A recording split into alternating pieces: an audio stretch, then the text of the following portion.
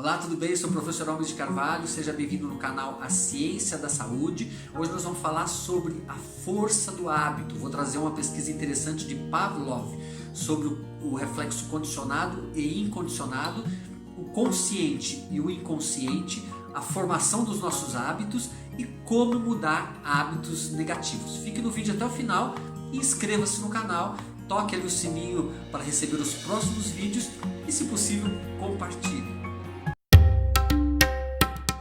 Ivan Pavlov foi um pesquisador do século XIX que fez uma pesquisa muito interessante com alguns cães. Ele colocou ali um receptor de saliva nesses cães e tocava um sininho, e após tocar o sininho ele levava comida para os cães. Depois de um tempo, os cães ficaram condicionados então a ouvir aquele sininho e saber que seriam ali agraciados com alimento. Então tinham uma grande quantidade de saliva. Só que depois de mais um tempo, Pavlov continuou tocando os sininhos, mas não levou mais os alimentos. Mesmo assim, os cães continuaram a salivar da mesma maneira. Isso mostrou que o reflexo condicionado cria hábitos e os hábitos interferem na nossa fisiologia. Essa pesquisa ajudou muito outros pesquisadores, assim como psicólogos, a entender o comportamento humano. Pavlov também mostrou que alguns condicionamentos desses a gente já herda, né?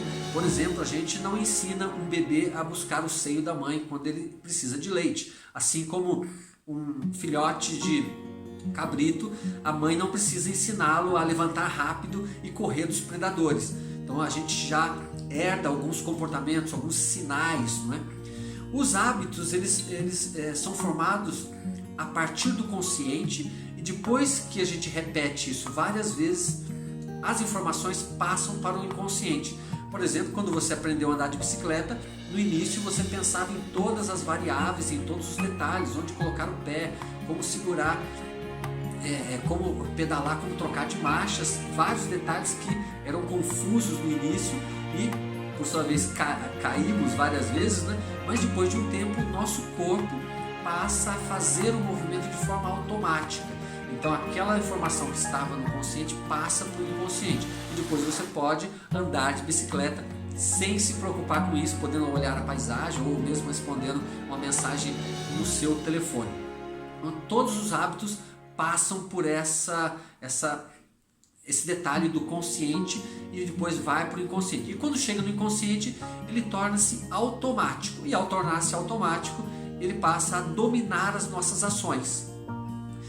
E tem um conceito interessante de um pensador chamado Bob Proctor, americano, que desenvolveu uma teoria sobre o mecanismo cibernético, que é um mecanismo que tem em todo o aparelho tecnológico de regulagem. Então, se você tem um avião e vai seguir uma rota, você regulou aquele mecanismo cibernético do avião para que ele vá numa direção. Se acontecer alguma coisa que faz com que o avião saia do caminho, o mecanismo cibernético imediatamente trará o avião para o caminho, para a rota novamente. Então, dentro de nós também existe um mecanismo muito parecido. Então, se você tem um hábito de fazer alguma coisa, toda vez que você deseja mudar aquele hábito, gera aí um certo pânico, uma pane dentro do seu cérebro, dentro do seu corpo, e o seu mecanismo habitual, cibernético, vai fazer com que você volte para a sua rota novamente. Isso mostra por que é tão difícil a gente mudar algum hábito. Então, acontece que muitos hábitos nossos a gente nem gostaria de ter, né? Estão nos trazendo infelicidades para nós e para as pessoas à nossa volta, mas nós não conseguimos mudar esses hábitos. Por exemplo, se você trabalha num escritório e você todos os dias senta de forma errada, curvando a sua coluna, e faz isso todos os dias, e aí do seu lado tem um amigo seu de trabalho que pede para você fazer algum tipo de tarefa e você fica com raiva daquilo, e todos os dias você senta dessa forma e fica com raiva daquele seu amigo, você habitualmente vai formar então esse hábito negativo que vai passar para o seu inconsciente. Toda vez que você escutar a voz da pessoa, vai disparar uma raiva dentro de você e o seu corpo vai acostumar a ficar curvado assim. Então isso é a formação de um hábito repetido todos os dias. E como então podemos mudar um hábito negativo? Um hábito de comer, por exemplo, que você quer emagrecer e você passa a mudar os seus hábitos, né? Comer de forma diferente, depois de um tempo o seu corpo, o seu mecanismo habitual vai tentar te colocar de volta para a sua rota. É aquilo que os psicólogos chamam de autossabotagem, né? Mas nada mais é do que o hábito anterior que tem uma força grande sobre você, te levando a comer errado novamente. Então, para poder mudar isso, né? Criar novos hábitos, necessariamente a gente tem que colocar o corpo de uma forma diferente. Não adianta só o querer mudar o hábito, né? Porque os nossos hábitos estão no inconsciente, estão nas células do corpo. Precisa então, no caso do exemplo aí do escritório, começar a sentar corretamente, fazer uma atividade física que vai alinhar a sua coluna para você sentar correto.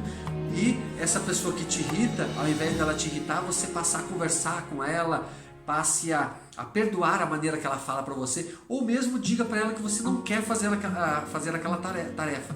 Isso vai fazer com que você mude então esse ambiente ali que estava raivoso, e também que possa mudar a sua postura, a sua coluna.